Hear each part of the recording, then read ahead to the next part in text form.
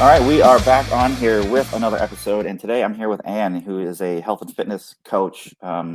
She's got a really great story. I don't say great history. I don't know about her history, but she got a really great story, and she comes from a line of military members as well, and we'll have her explain that here in just a few minutes. But Anne, thank you so much for joining us today and sharing a little bit about your story and what you do. So welcome to the show.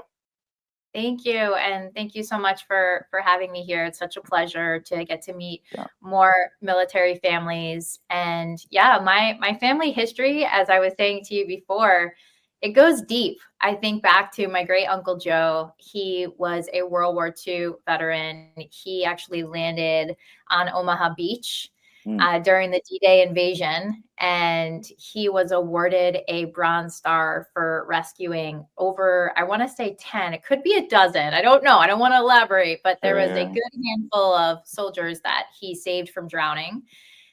So he actually was one of the lucky soldiers who was not like D-Day plus 1 or 2. So he was closer towards the end. But I remember, my dad telling me stories about how when he came home and, he's describing the scene, which is pure chaos. And you just see like the red in the water from just all of the lives that have perished. And for him to have come home from that was a blessing.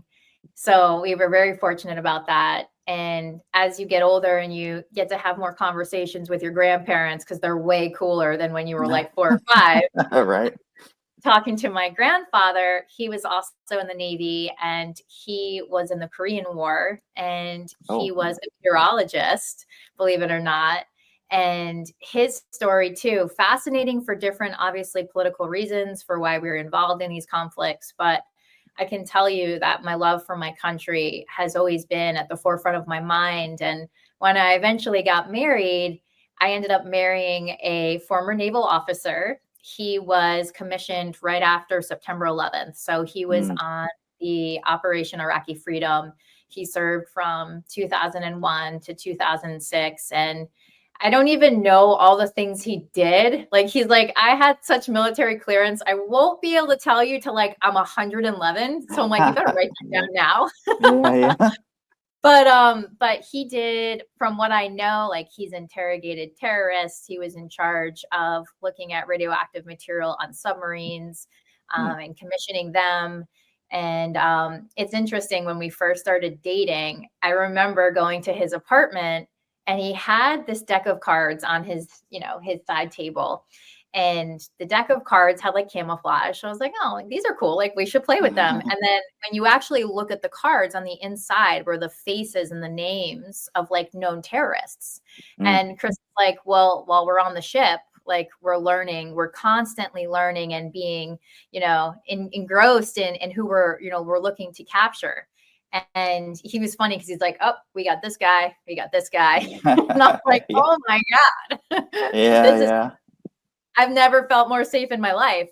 But in all seriousness, it's funny because I look at Chris now. He's transitioned out of more of like the military lifestyle, and he's transitioned into healthcare because he still wanted to serve.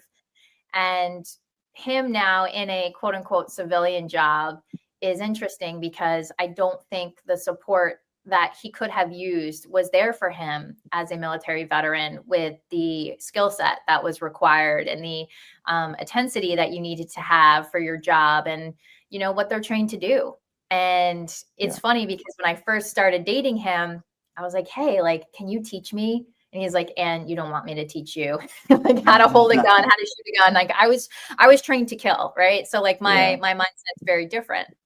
But I grew such a deep appreciation for the servicemen and women, as I always have, for the depth of the sacrifice that they give on a larger country level, but even on a familial level, like just what their families have to endure as they're going overseas, and they're missing birthdays and holidays and vacations, and they're protecting people that they've never met. Right. Yeah. So can never do enough for our veterans. In terms of my career, as a teacher in a former life, I have done a lot of charitable work for veteran organizations. And I actually had a coach in my company for a while who was a military spouse, and she started as a client. She's like, Anne, I know that I take care of everyone around me. My husband is gone for months at a time, and I need to do a better job taking care of myself so I can take care of my kids. Mm. And so she started more of like, hey, like, I feel like I'm in pretty good shape, but I definitely could be eating better. And she had such tremendous results within the 6 months that she worked with me that she's like, Anne, I need to pay this experience forward. I need to get certified. I need to come work with you. And she did. And from there, we've worked with countless military spouses to empower them that despite crazy schedules, wherever your significant other is in the country or the world, you have this close-knit group of women who are there supporting you and your journey. And then when they're home and you do get to spend time with them, like I had a military wife who went to Disney with her family. And what was really cool was she had reached her goal weight and she didn't gain any weight while she was there enjoying the like supersized pretzels that are pretty good. and like ice cream and stuff like that. And that's what it's about, is making sure everyone feels heard, feels valued, feels appreciated. And that's what I try to do in terms of giving back to that small group of people on the internet. Wow, no, that's awesome. And there's a lot to unpack there. Not just with that, but there's a lot to unpack in health and fitness. I mean, there's a multi-billion-dollar industry, and there's information everywhere. And so we may actually have to break this up into multiple segments. Okay. But no, it's funny as you mentioned, and just to kind of backtrack a little bit, is your husband was actually in around the same time I was. I think I joined in 2001, just before everything happened, and I got out in 2007 active duty, and then I did 3 more years in the reserve. So we were in there right around the same time. So I definitely can relate to that. You need to have Chris on here. He's for like sure. He's very reserved. Like, and maybe you find this too when you talk to military men and women. He's not one to like gloat or, be very open to talk about what he does or did, I should say. Yeah. But I feel like if you can get him in, I got him to speak to my students on Veterans Day because we in the States, we didn't get off for Veterans Day. I'm like, Chris, like you need to come in. So I made him come in and speak to my students. They're like, yo, Mrs. Svogun, your husband is incredible. And I'm like, I know. Yeah, I got very lucky. But yes, you will have to talk to Chris and the story. Yeah, for sure. We'll definitely see if we can break this up into multiple segments and have you on for quite a few, and have you explain a few different things in the health and fitness industry, because there's just so much there.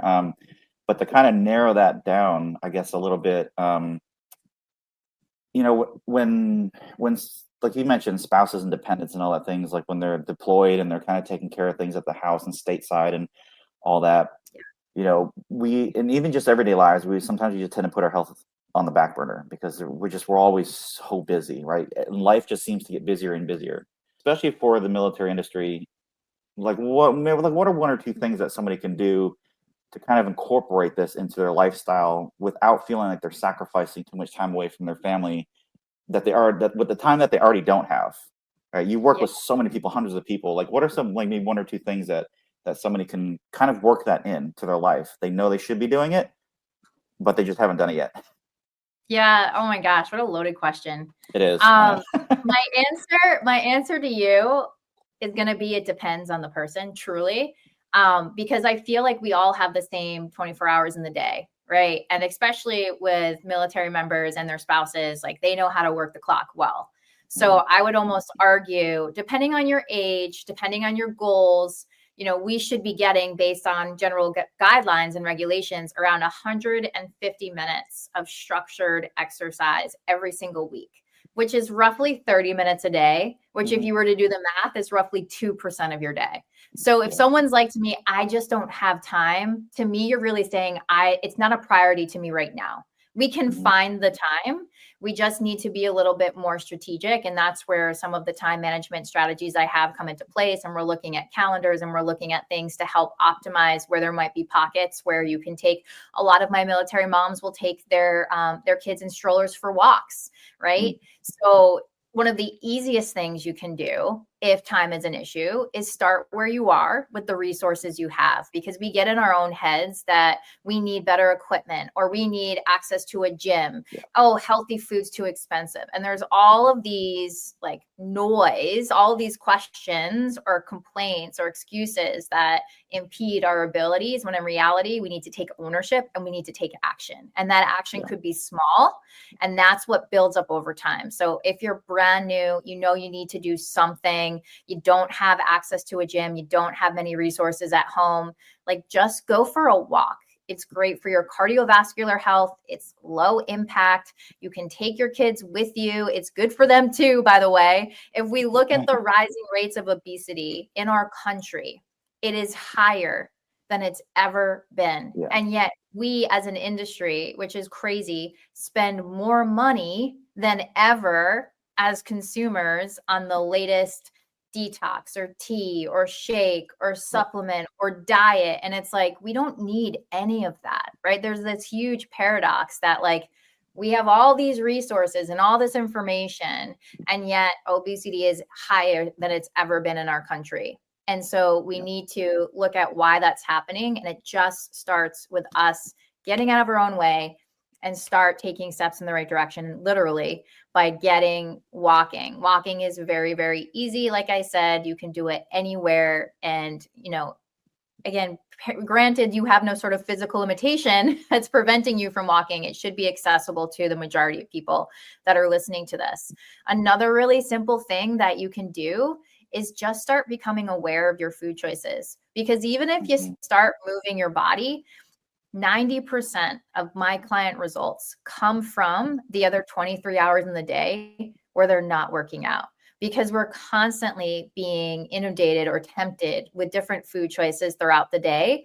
And what I love about our program is that there's flexible eating. So none of my military moms, including one that was stationed in South Korea, who was like, Anne, I don't have the accessibility to have blank vegetables that I would normally have here in the States. Cool. What do you have that has some vegetables in it that's going to have the vitamins and minerals that your body needs? So bringing awareness to your food choices. And I would teach our clients, what does it look like to create, and just by intuitively eating, what is a healthy plate of food? What does it look like? And why do we need certain percentages of protein, carbs, and fats on your plate in like these ratios to optimize how much energy you have, how much, I guess you can even say strength is going to be linked to that, your libido, your stress level, your hormones, your gut health. There's so many facets that we can get to, but to keep it simple, moving your body, paying attention to your food sources, chances are the majority of people listening to this, if I were to say like, hey, how much protein do you eat in a day? They're probably like, I have no idea. I've never paid attention to it, or I don't track, or I don't want to track. Cool. You don't have to track to lose weight if that's your goal. You don't have to track if you want to optimize your body, but you should be aware of what your plate should look like. So I teach them different methods for that. And the cool thing is you're not sacrificing your favorite foods or your favorite drinks, or even when you're going out to celebrate a child's birthday, you're not sacrificing a piece of cake. We're learning how to build those decisions into your day so that you have control and freedom to be able to enjoy what you want with whom you want, because that's really what it's about. It's being able to optimize not only your life now, but also the longevity of your life so that you can be here for those generations of kids and grandkids and do things with them that you can and want to, because you're not being held back by any sort of physical limitation.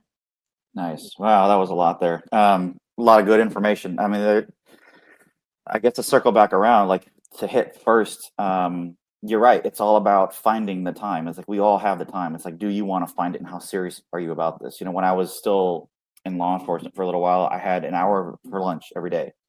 And instead of going out to eat every single day, which is what I used to do, I wanted to take my health seriously. And so instead of going out to lunch to eat every day, I would bring my lunch and I would take my lunch hour and I would go upstairs to the gym and work out. So you're right. I mean, it's those small little sacrifices that you do depending on how serious you are about wanting to reach your goals.